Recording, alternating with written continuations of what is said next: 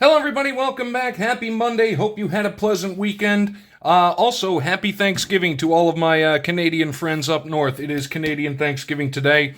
And what better way to celebrate it than with some history by mail? And if I remember correctly from last month, it is the diplomacy unit that we are doing. And it was Thomas Jefferson and the French Revolution, something I did not know was a thing. Let us take a look and see what in the world. Well, we have Abraham Lincoln, President of the United States, to His Majesty. Okay, so we have a letter from Lincoln. Great and good friend.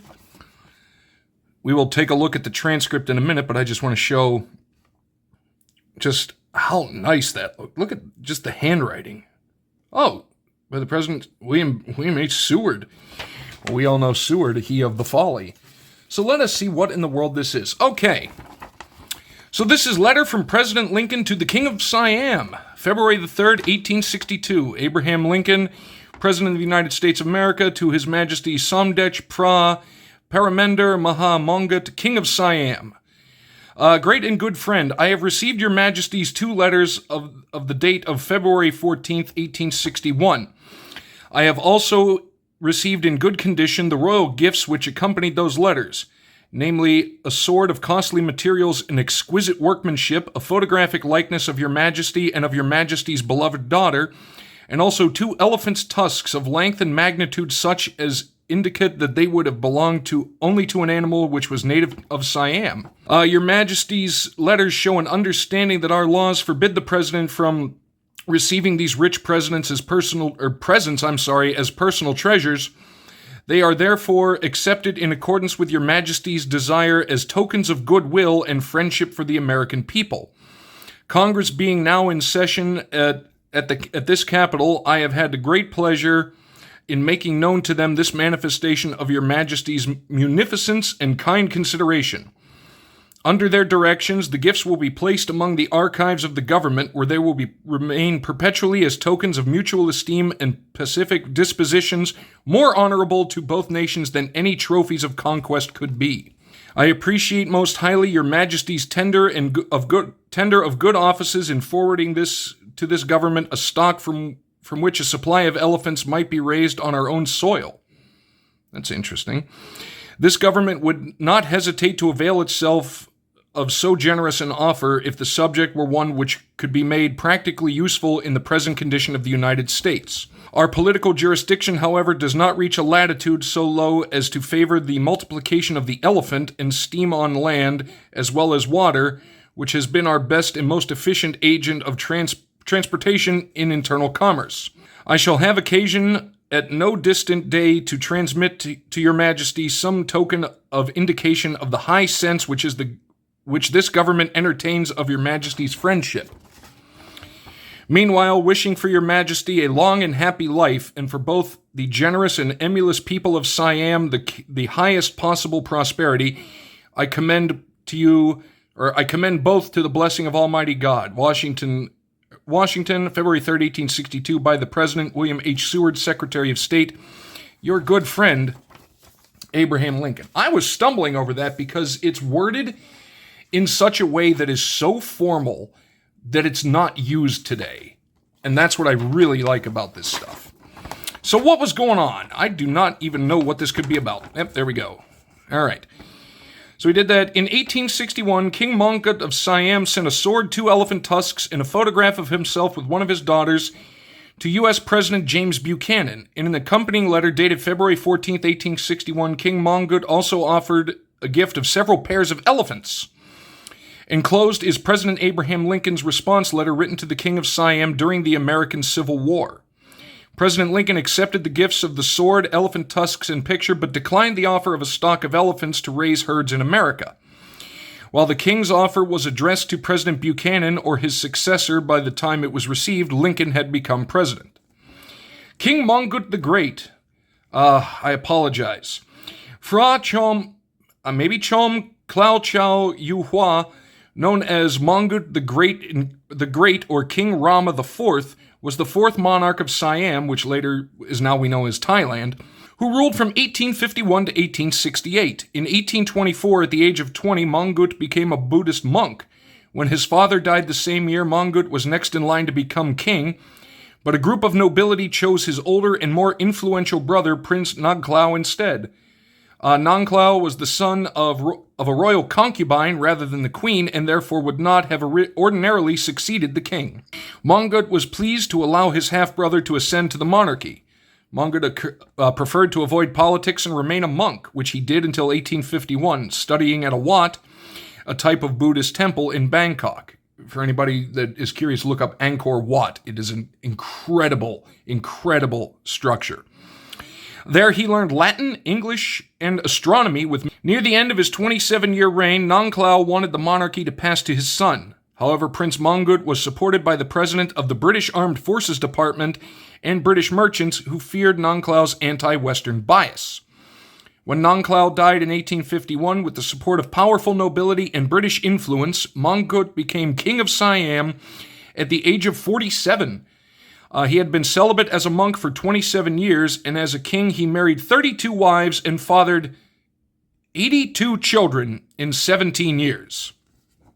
Indeed, King Mongkut did embrace Western innovations and modernization, both culturally and technologically. He encouraged people to study modern geography, considered a Western science at the time. Buddhist scripture described the earth as flat, and most Siamese held this belief. Western visitors introduced the idea of a globe. Mongkut believed the scriptures were not to be interpreted literally. The king encouraged his royal relatives to have a European-style education, which was only taught in select schools, mainly run by Western missionaries. King Mongkut initiated many reforms, including requiring nobility to wear shirts while attending his court instead of meeting bare-chested, banning forced marriages and the practice of selling one's wife to pay off debts, and releasing many royal concubines to find their own husbands. Under King Mongkut, Siam also experienced massive economic reforms. The governor of Hong Kong, John Bowring, negotiated a treaty with Siam to abolish Siam's trade monopoly in the area. All Western products were previously heavily taxed before reaching the Siamese. Without the government trade monopoly, government revenues decreased and free trade dramatically increased. This led to the development of new commercial sectors, a modernization of the economy, and a rise in the standard of living for many Siamese. A similar treaty was signed with the French the subsequent year. Roads were paved and canals were dug to improve infrastructure for transporting commodities such as sugar and rice. King Mongkut hired Anna Lenowens, an Indian-born British teacher, to give his wives and concubines a Western education. For 6 years, Anna served... Okay, now we see it. Anna served as a teacher and then language secretary for the king. Although her position carried some respect and influence, she was never invited into the noble social circle. Anna's memoirs were turned into the 1951 Rodgers and Hammerstein musical and 1956 film The King and I.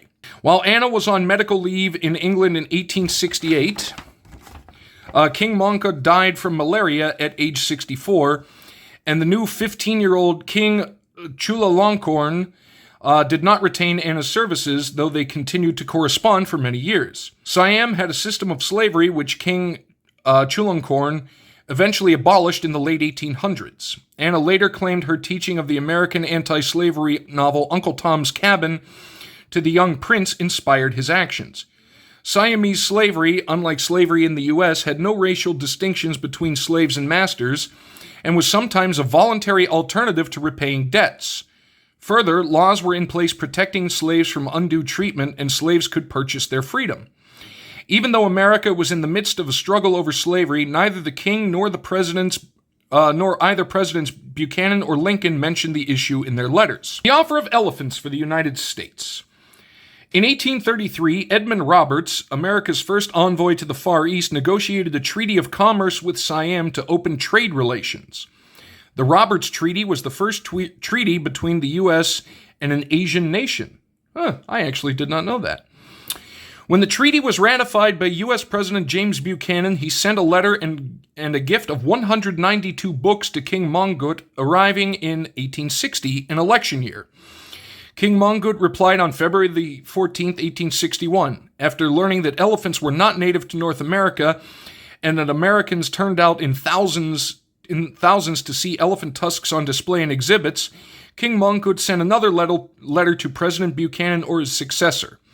He wrote that if several pairs of young male and female elephants turned loose in the forests of North America, they will increase till there be large herds as there are on the continent of Asia, which the Americans could use for labor. Siamese elephants had similarly been sent to Ceylon, Sumatra, and Java, and turned loose in their jungles for breeding. King Mongkut did not have a large enough sea vessel to transport the elephants, however, and he suggested that the U.S. President and Congress send a large vessel loaded with hay and other food suitable for elephants, to receive them as a gift. The letter he then proceeded to advise that the elephants should be kept under the sun, away from the cold. In Lincoln's enclosed reply letter, he notes that the king's sword, photograph, and elephant tusks were being accepted on behalf of the American people, not by him personally.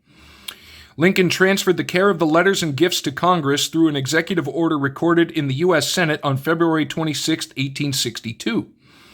Lincoln also notes how steam power had replaced the need for making use of animals as beasts of burden, and that the geography and the climate of the U.S. would not be suitable for elephants. He's not wrong. I'm trying to think. One, we have no jungles per se, and two, there's really not too much room in the climates, to support those vast herds.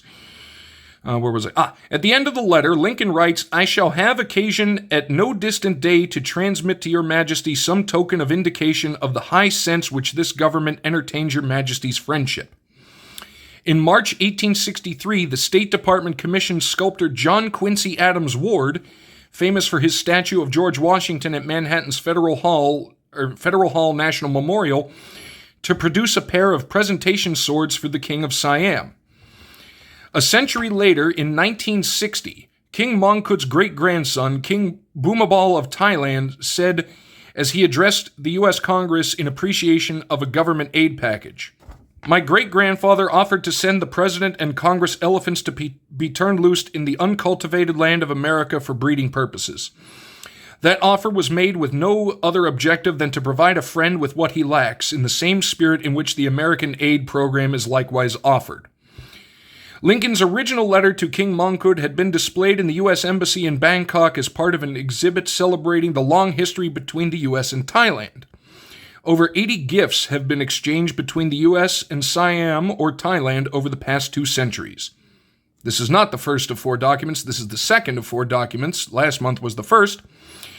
To learn about the American relations with Siam and Thailand, there's the address.